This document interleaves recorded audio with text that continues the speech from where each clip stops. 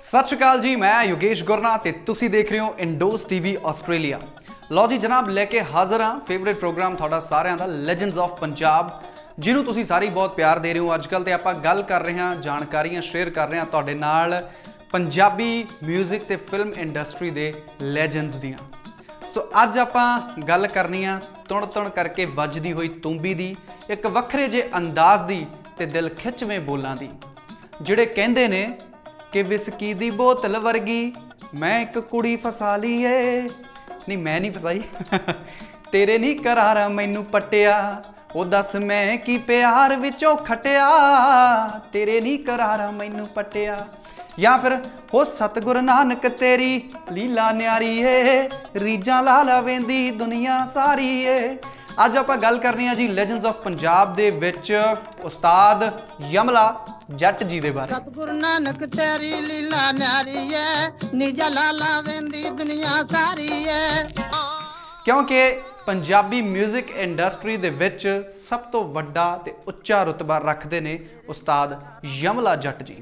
सो उन्हां दी जिंदगी दे नाल जुड़ियां होईयां कुछ गल्लां अज आपां ਲੈਜੈਂਡਸ ऑफ पंजाब दे विच तुहाडे नाल शेयर करन दी कोशिश करांगे इंडोज टीवी ऑस्ट्रेलिया दे उपर। यमला जट जी की अज आपां गल करनी आ ते सब तो पहलां गल करदे हां उन्हां दे जन्म दी। यमला जट जी का जन्म होया 47 तो पहलां, यानी कि आज़ादी तो पहलां ब्रिटिश इंडिया दे विच उन्हां दा जन्म होया।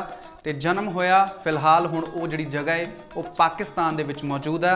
चक नंबर 384 लायलपुर दे विच उन्हां दा जन्म होया। ते हुण ये जगह पाकिस्तान दे विच टोबा टेक सिंह के नाम तो जानी जाती है।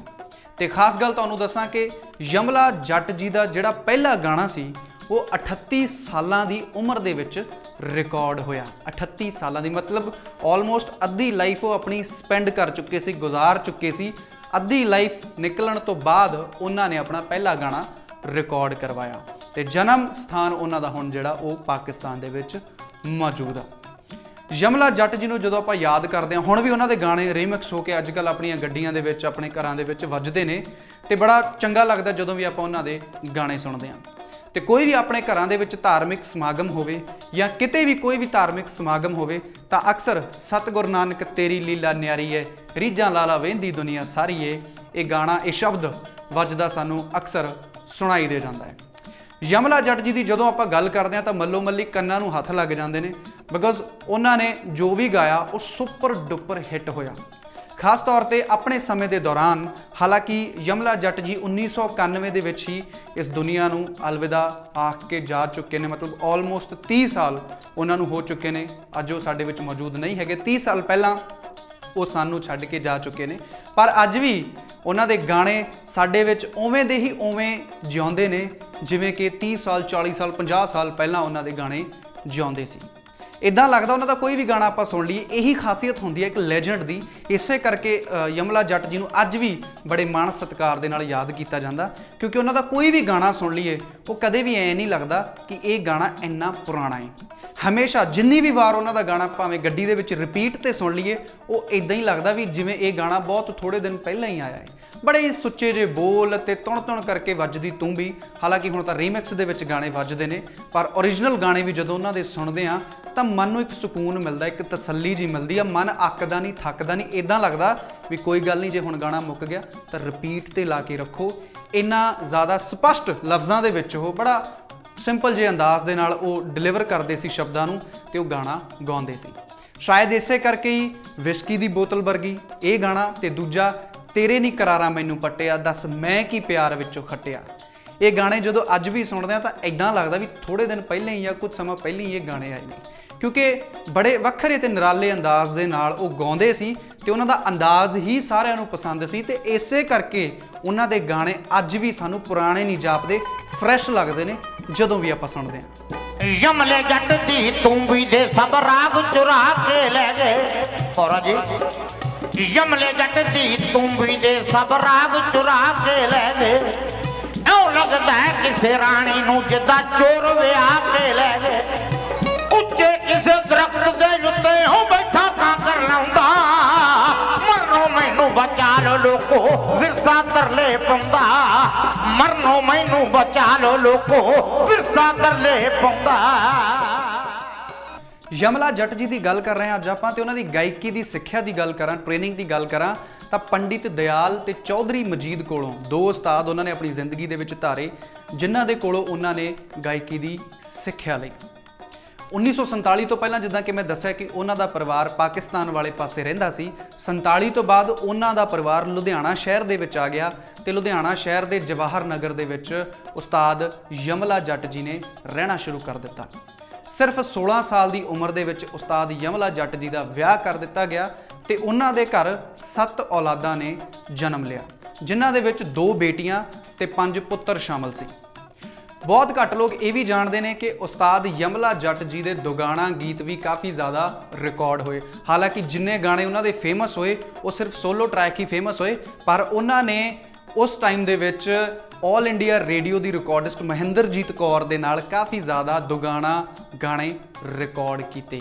हालांकि वो गाने इन्ने मकबूल नहीं होए, पर फिर भी उन्होंने वो गाने ऑल इंडिया रेडियो ते काफ़ी देर तक उन्होंने समयां दे विच 70s दे विच 80s दे दौर दे विच वजदे रहिंदे, पर फेमस उन्होंने सोलो ट्रैक ही होए।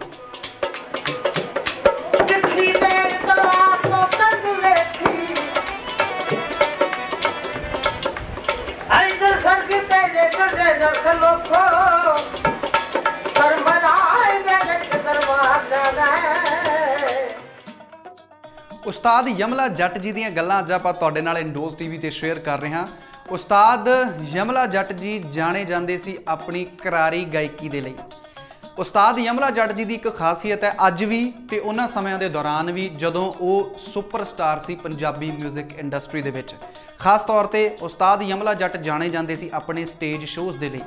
उन्हां समयां दे विच खास तौर ते आपां गल कर लईए इंग्लैंड दी, अमेरिका दी, कैनेडा दी, जिथे जिथे भी पंजाबियों की बहुतात सी उन्होंने हर देश दे विच जाके अपने लाइव शोज़ परफॉर्म किए। ते उस्ताद यमला जट जी भी उन्हां आर्टिस्टां दे विचों एक रहे अपनी जिंदगी दे विच, या अज भी कह सकते हैं भावें मौजूद साडे विच नहीं हैगे कि हर उम्र वर्ग का व्यक्ति उन्हां दा लिसनर है। अज भी उन्हां दे गाने मेरे वर्गे नौजवान भी सुनते हैं, अधखड़ उम्र के इंसान भी सुनते हैं ते बजुर्ग भी सुनते हैं। तो इहो जे आर्टिस्ट बहुत घट ने साडी पंजाबी म्यूजिक इंडस्ट्री दे विच, उंगलां ते गिने जा सकते हैं। पर सब तो पहला जिहड़े आर्टिस्ट दा नाम आउंदा जिसने हर उम्र वर्ग के इंसान नूं अपना फैन बनाया, तां उन्हां दे विच सब तो वड्डा नाम उस्ताद यमला जट जी दा।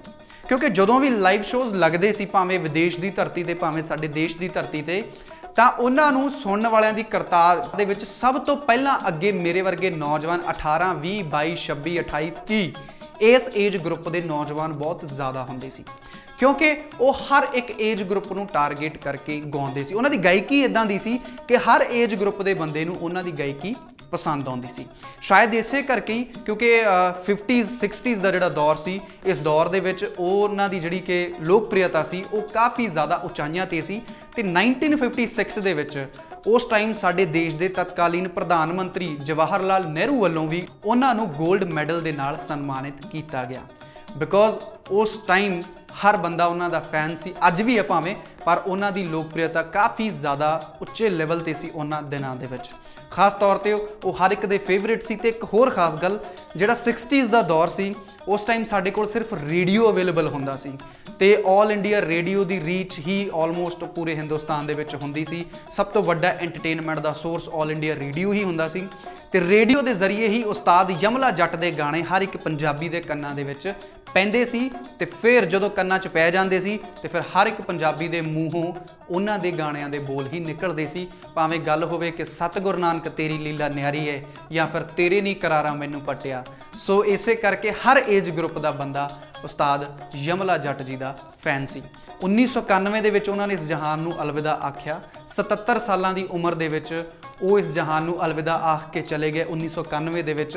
पर जाण तो 2 साल पहला 1989 दे विच उन्हां नूं लाइफ टाइम अचीवमेंट अवार्ड दे नाल भी सन्मानित किया गया, जो कि वो बिल्कुल डिजर्व करते सी, क्योंकि उन्होंने पंजाबी म्यूजिक इंडस्ट्री नूं बहुत वड्डे लैवल ते पहुँचाया।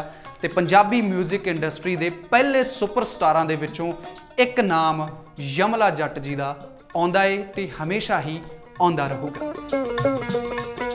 चिट्टा हो गया लहू परावो, चिट्टा हो गया लहू, चिट्टा हो गया लहू परावो, चिट्टा हो गया लहू। एक खास गल आप जिंदगी दे विच हमेशा जिहदा जिक्र करते हैं वो ये है कि दिल होना चाहिए जवान, उमरां च की रखिया।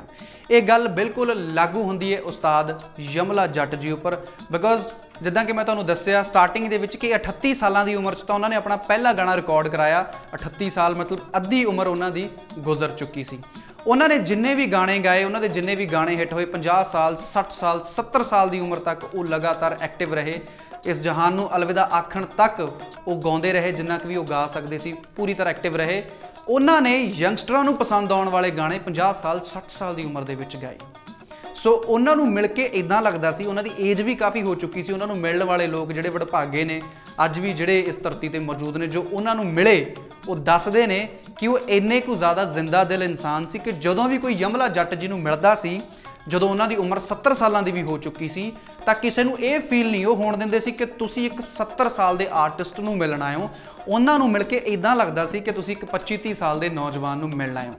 इसे करके ये लाइन बिल्कुल हूबहू उन्हां ते लगदी है कि दिल होना चाहिए जवान, उमरां च की रखिया। वो दिल तो बड़े जवान सी ते उन्हां दा जिहड़ा अंदाज़े बयान सी, जदों आम भी किसी नाल गल करदे सी बड़ियां करारियां सोहणियां ते स्पष्ट गल्लां वो करदे सी जो हर एक दा मन मोह लैंदियां सी, ते उही चीज़ उन्हां दी गाणियां दे विच नज़र आउंदी सी। इसे करके हर एज ग्रुप दा बंदा उन्हां दा ईजीली फैन बन जांदा सी। सो जिन्नी भी तारीफ करिए इस लैजेंड दी आपां घट है जी, पर समा हुण आपां नूं इजाजत नहीं दिंदा। मैनूं जिन्नियां क गल्लां उन्हां बारे पता लगियां मैं तुहाडे नाल जरूर शेयर कीतियां जी। सो तुहाडे कोल अगर कोई जानकारी है जो गल रह गई होवे तां नीचे कमेंट सैक्शन दे विच साडे नाल जरूर शेयर करियो जी। सो इस लैजेंड नूं इंडोज टीवी मेरे वालों यानी कि योगेश गुरना वालों ग्रैंड सैल्यूट आ जी। ते जिन्ना चिर तक पंजाब रहूगा, पंजाबी रहूगी, पंजाबी रहणगे, उस्ताद यमला जट दे गाने साडीआं गड्डियां च, साडे घरां च वजदे रहणगे। सत श्री अकाल।